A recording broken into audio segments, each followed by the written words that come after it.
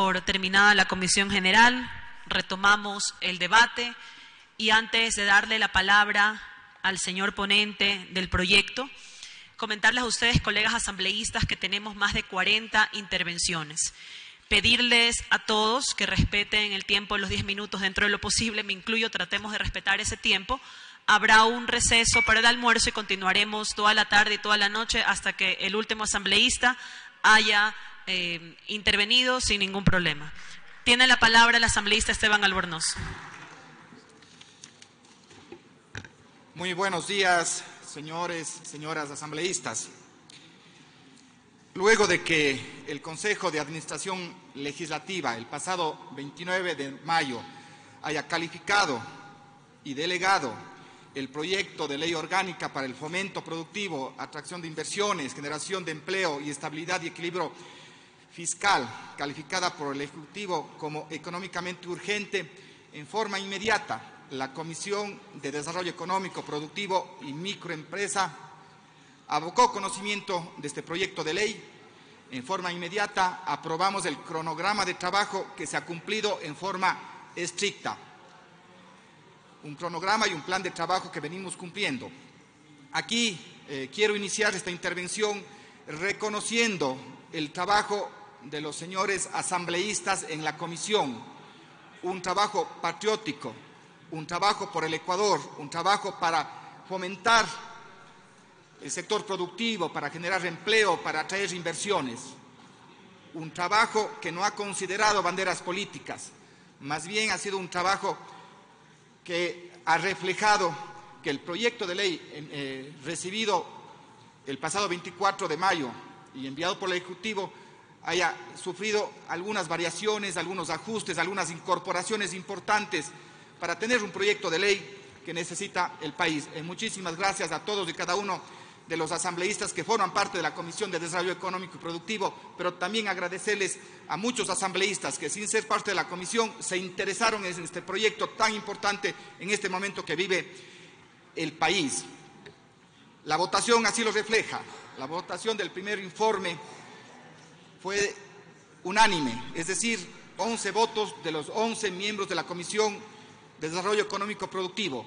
De hecho, que existieron diferencias, que persisten algunas diferencias con relación a este proyecto de ley, pero lo importante es que este informe refleja y consta cada una de las intervenciones y posiciones de los señores asambleístas. Bien, con ese agradecimiento a los miembros de la comisión por esa posición y esa disposición patriótica por el país, iniciaremos primero revisando el contenido del proyecto de ley enviado por el Ejecutivo. El proyecto de ley enviado por el Ejecutivo consta, como ustedes conocen, de 5 capítulos. Esos 5 capítulos, pues, forman parte con 45 artículos de la ley, 7 disposiciones generales, 14 disposiciones transitorias. Así fue enviado el proyecto de ley del Ejecutivo.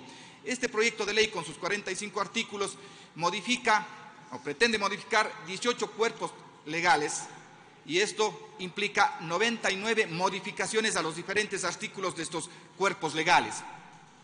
Los 5 capítulos que forman parte de este proyecto importante para el desarrollo productivo: el primer capítulo, el régimen de remisiones y de reducciones. Este capítulo tiene 4 secciones con 18 artículos, un proceso de remisión fundamental en este momento, así lo creemos los miembros de la comisión, este momento que vive el país, en el que en este proceso de remisión se busca obviamente conseguir liquidez para el Gobierno Nacional, para el Estado, para poder financiar el presupuesto general aprobado aquí en esta Asamblea en el año 2018. Es un proceso de remisión que nos permitirá recaudar, de acuerdo a las estimaciones del Servicio de Rentas Internas, pues sobre los 700 millones de dólares, y en este año, en este primer año, pues 600 millones de dólares. Así se podrá financiar este presupuesto general del Estado, pues si no, entre otras opciones, podría ser un incremento de impuestos o recurrir a más deuda. Creemos que con este proceso de remisión podría conseguirse sus beneficios y no recurrir a otras herramientas económicas. El segundo capítulo, pues ahí son los incentivos específicos para la atracción de inversiones, exoneraciones, beneficios para diferentes contribuyentes, para las diferentes empresas, para las entidades de la economía popular y solidaria, para los agricultores. Reconocemos la preocupación que tiene el señor Israel Ávila que fue también recibido en la Comisión de Desarrollo Económico y Productivo, y vamos a ver que en el contenido de la ley hemos incorporado algunos artículos que benefician a los agricultores, muy sensibles frente a la situación que vive el sector agropecuario del país. Luego tenemos un tercer capítulo, pues, con 3 artículos que tienen relación con el tema de la vivienda de interés social, un tema que el Gobierno Nacional viene impulsando con mucha fuerza, con varios programas que inclusive fueron objeto de ofrecimientos en la campaña electoral. El capítulo 4 tiene que ver con reformas a varios cuerpos legales. Aquí existen reformas a 18 cuerpos legales, consta de 18 artículos. Vamos a ver en detalle cuáles son las implicaciones de estas reformas de los varios cuerpos legales. Y finalmente tenemos un capítulo 5, pues, que consta de un solo artículo, que es una disposición interpretativa del artículo 94 del Código Tributario. Continuamos. Bien, reconociendo nuevamente el trabajo que cumplió la comisión para aprobar el primer informe que hoy estamos conociendo, fueron necesarias 10 sesiones de trabajo, inclusive a altas horas de la noche. Se recibieron, como dije, a 11 asambleístas que no son parte de la comisión, pero hicieron aportes importantes, participaron en forma muy activa y propositiva para este proyecto de ley.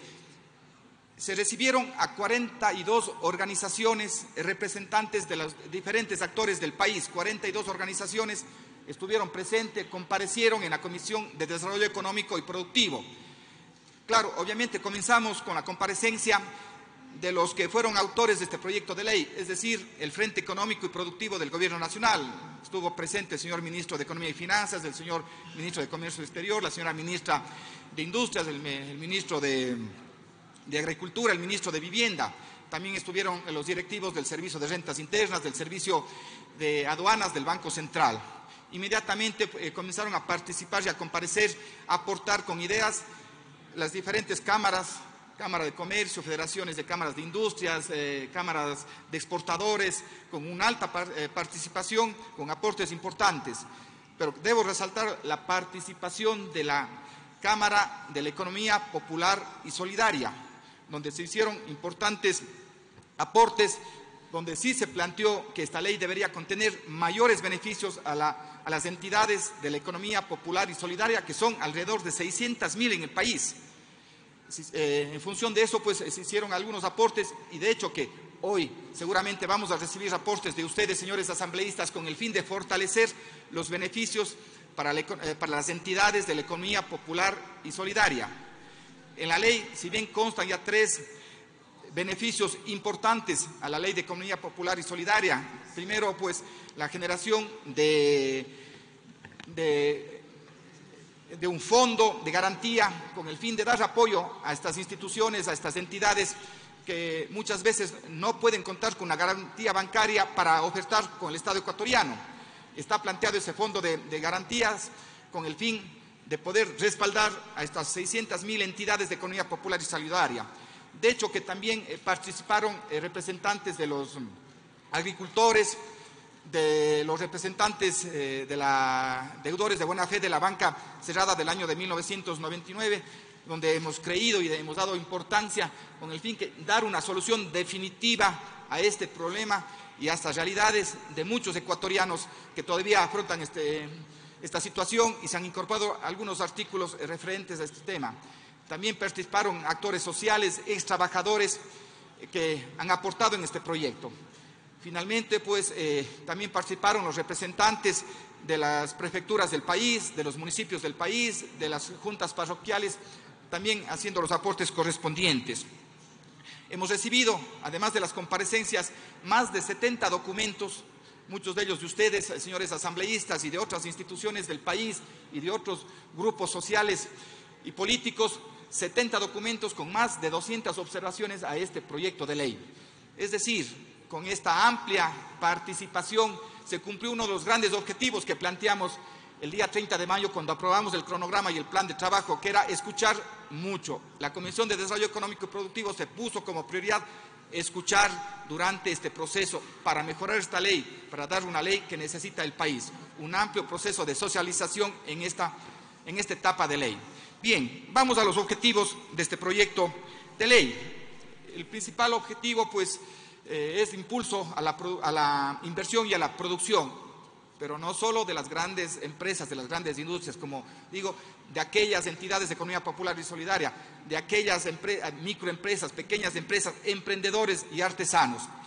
Así comenzamos pues como uno de los beneficios es la exoneración del impuesto a la renta a nuevas inversiones en los sectores priorizados, pero también nuevas inversiones de aquellas empresas existentes. Ahí hubo una reflexión sobre cómo podríamos controlar si se trata o no de nuevas inversiones. Si bien en la ley se planteaba 10 años para las diferentes provincias y ciudades del país, excepto Quito y Guayaquil, se planteó de que sea 12 años, con el fin de mantener, ¿no es cierto?, una diferencia con relación a la exoneración del impuesto a la renta en las ciudades de Quito y Guayaquil. Creemos que se debe dar impulso a otras zonas que no sean las de dos grandes ciudades del Ecuador, que han sido históricamente olvidadas, históricamente relegadas. Por eso es que se mantiene esa diferencia. Recordemos que actualmente hay una ley que da la exoneración del impuesto a la renta por 5 años en el país, con excepción de Quito y Guayaquil. Pero se ha creído conveniente, y así lo ha manifestado el Ejecutivo, pues de que debe incrementarse esos plazos. De hecho, que hicimos un análisis desde el punto de vista del tiempo que cuenta una empresa, un emprendimiento para iniciar su producción, para posicionar el producto en el mercado. 5 años habíamos considerado que es muy poco, porque inclusive todavía estaría un nuevo emprendimiento en lo que se llama el Valle de la Muerte. Es decir, que una empresa pues que está queriendo posicionar fracase antes de tener utilidades. Entonces se planteó ampliar, ¿no es cierto?, a 12 años en el caso del resto de ciudades del país, con excepción de Quito y Guayaquil, pero Guayaquil y Quito 8 años. Se plantea 10 años para nuevas inversiones en el sector industrial, en forma general, esto es un tema importante, y 5 años más en la zona de frontera. Pero para nuevas inversiones, aquí hay un tema importante en las provincias de frontera, en las zonas de frontera, que la exoneración del impuesto a la renta podría llegar hasta de 20 años. Nosotros consideramos que se deben generar oportunidades en esas zonas, reactivar la economía, sobre todo pues en la frontera norte, donde sabemos los problemas de seguridad. Estamos conscientes que el problema de seguridad no se consigue simplemente con mayor presencia del ejército o de los policías. Se va a conseguir mayor seguridad reactivando la economía, generando oportunidades, teniendo fronteras vivas. El tema de la remisión de intereses, se contempla la remisión de intereses del 100% a aquellos contribuyentes que tienen deudas con el servicio de rentas internas. Aquí se ha dividido, y así lo plantea la ley, en 2 sectores. Aquellos que facturan por debajo de los 5 millones de dólares. Y aquí hay una ventaja para aquellos pequeños contribuyentes, a las personas naturales, que facturan por debajo de los 5 millones de dólares, si bien tendrían que acogerse en los 90 días, pero aquí lo importante, tendrían facilidades de pago hasta por 2 años. Creo que esto es muy beneficioso porque justamente se está direccionando el gran apoyo a aquellas empresas pequeñas, aquellas microempresas, aquellos emprendedores y aquellas personas naturales que obviamente facturan por debajo de los 5 millones de dólares.